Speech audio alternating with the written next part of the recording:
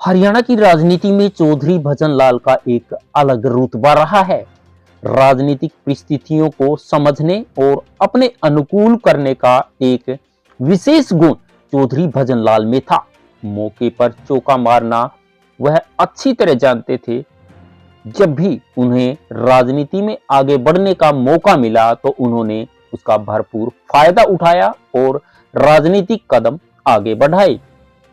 वह चाहे 28 जून 1979 को चौधरी देवीलाल के स्थान पर पहली बार हरियाणा का मुख्यमंत्री बनने का समय हो या 1982 में स्पष्ट बहुमत न आने के कारण हाईकमान के प्रभाव के कारण मुख्यमंत्री की शपथ लेना हो या फिर 1991 में चौधरी वीरेंद्र सिंह को पीछे धकेलकर मुख्यमंत्री बनने का मौका हो, चौधरी भजनलाल अपनी चाल चलने में हमेशा कामयाब रहे, जिसके कारण उन्हें राजनीति का पीएचडी होल्डर कहा गया। चौधरी भजनलाल 1968, 1972, 1977, 1982, 1987, 1991, 1996, 2000 व 2005 में विधायक रहे। 1989 व 1998 में सांसद रहे। 1999 में उन्हें करनाल लोकसभा क्षेत्र से हार का मुंह देखना पड़ा। चौधरी भजनलाल पहली बार तब चर्चा में आए जब चौधरी बंसीलाल की सरकार पर संकट के बादल छा रहे थे, तो भजनलाल ने बंसीलाल को सलाह दी कि कुछ विधायकों को मंत्री बनाने का झूठा आश्वासन देकर एक बार विश्वास मत हासिल कर लो, इसके बाद परिस्थितियां अपने आप ठीक हो जाएंगी, और ऐसा ही हुआ। 21 जून 1977 को चौधरी देवीलाल को मुख्यमंत्री बनाया गया। जनता पार्टी में कई घटक होने के कारण देवीलाल के लिए सरकार चलाना मुश्किल हो गया।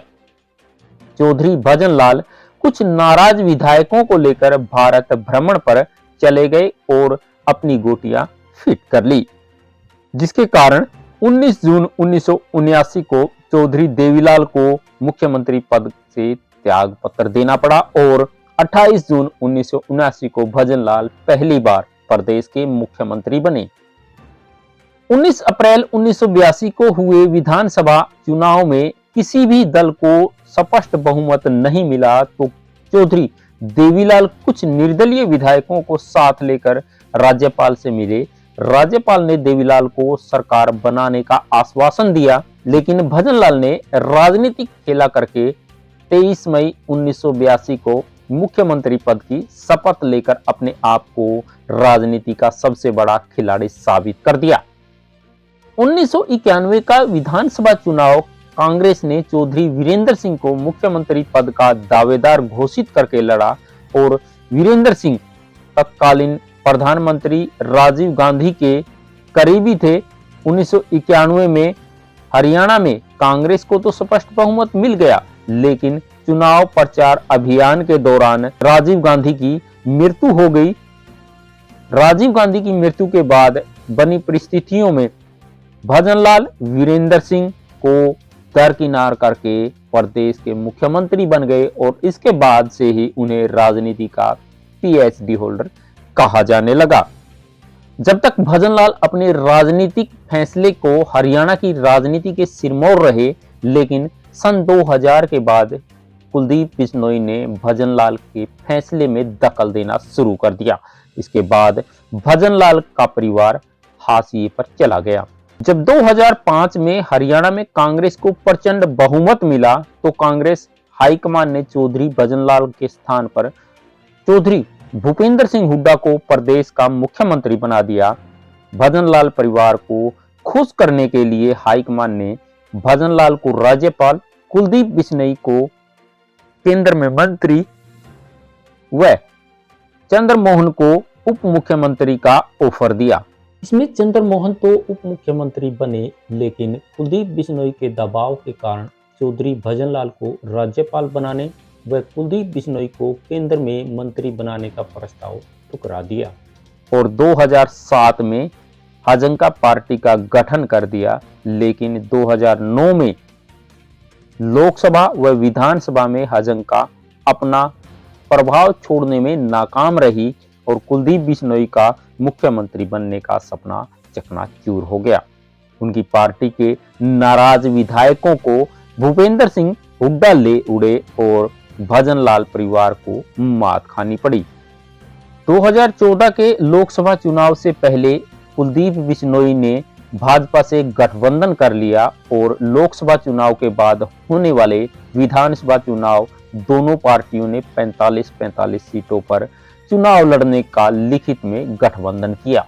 लेकिन जब 2014 में नरेंद्र मोदी प्रधानमंत्री बन गए तो विधानसभा चुनाव से पहले ही भाजपा ने कुलदीप बिश्नोई को आंखें दिखानी शुरू कर दी और हजंका को केवल 25 विधानसभा सीटें ही देने की बात कही, जिसको लेने से कुलदीप बिश्नोई ने इनकार कर दिया और हजंका भाजपा का गठबंधन टूट गया। 2014 के विधानसभा चुनाव में हजंका कुछ खास नहीं कर पाई और आखिर में कुलदीप बिश्नोई ने कांग्रेस में हजंका का विलय कर दिया। 10 जून 2022 में हुए राज्यसभा चुनाव में कुलदीप बिश्नोई ने पार्टी के निर्देश की अवहेलना करते हुए क्रॉस वोटिंग कर दी और बाद में कांग्रेस को अलविदा कहकर भाजपा की गोद में जा बैठे।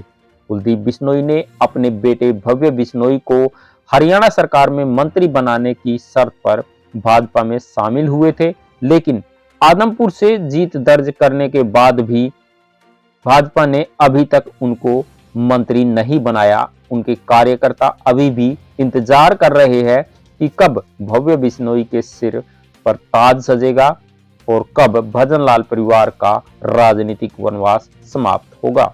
दर्शकों, अगर आपको यह जानकारी अच्छी लगी हो तो कमेंट के माध्यम से अपनी राय जरूर दें कि हम अगली वीडियो किस मुद्दे पर लेकर के आए। तब तक के लिए बने रहिए हमारे साथ।